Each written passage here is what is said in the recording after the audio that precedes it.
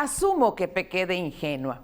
Y es que en medio de la contingencia en que nos encontramos, me parecía que una propuesta para que desde el Congreso del Estado se autorice reorientar una parte del crédito concedido al gobierno estatal y aplicar esos recursos en lo que urgentemente se ocupa para enfrentar el coronavirus, habría de tener el respaldo unánime de las y los diputados locales.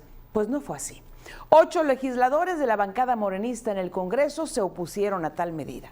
Qué difícil concebir esa actitud alejada de intereses político-partidistas y a favor del pueblo que dicen representar. Porque el pueblo es el argumento, o al paso que vamos, no faltan motivos para considerar que en lugar de argumento, el pueblo es el pretexto, es el discurso. Y es que quizá valga la pena contextualizar el deterioro al que muchos de sus representantes han llevado a Morena.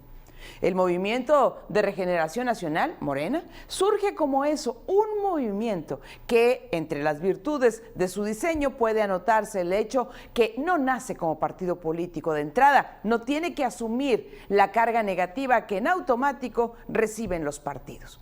Presentó como figura principal a una persona con indiscutible liderazgo, fortaleció a ese personaje como el único capaz de combatir todo lo malo y a todos los malos de la historia del país. Logró presentar esa propuesta como la esperanza de México y en la que los más pobres, los más desprotegidos de la patria se veían reflejados. El objetivo nunca se perdió de vista y tras su conquista se fueron sumando aparentes derrotas que en sí mismas fueron construyendo la victoria que llegó el 1 de julio del 2018. Conforme se acumulaban escándalos y desatinos en la conducción del país y se cometían tropiezos en la política de comunicación que no lograron que alcances importantes permearan en la conciencia colectiva, muchos y muchas quemaron sus naves en querencias partidistas y se subieron al barco de Morena. Hubo quienes no tuvieron necesidad de cortar lazos con ningún partido político porque no militaban en uno, pero sí simpatizaban con la causa y el objetivo: sacar a los corruptos del poder y llegar como parte de una corriente que vendría a transformar a México.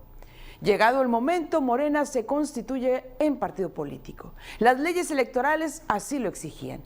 Su militancia se fue incrementando, pero nunca más que las simpatías que despertaba el movimiento y particularmente el personaje que lo representa.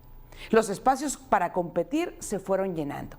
En muchos de los casos, las candidaturas se aceptaron como un acto de solidaridad para con la causa y también no fueron pocas las personas que con candidatura en la boleta no concebían que el voto popular fuera a favorecerles. En muchos casos, los propios candidatos y candidatas fueron los primeros sorprendidos con el resultado del tsunami, que de pronto los sentó en una curul, en una regiduría o en alguna alcaldía.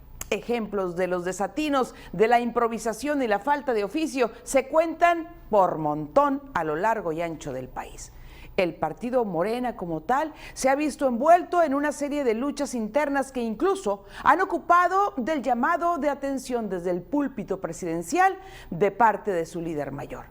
Los errores desde el poder que ejercen en diversas demarcaciones y la profunda fricción entre los integrantes de su dirigencia nacional ubican actualmente a Morena en franca pérdida de seguidores y simpatías. Soy Soledad Durazo, gracias.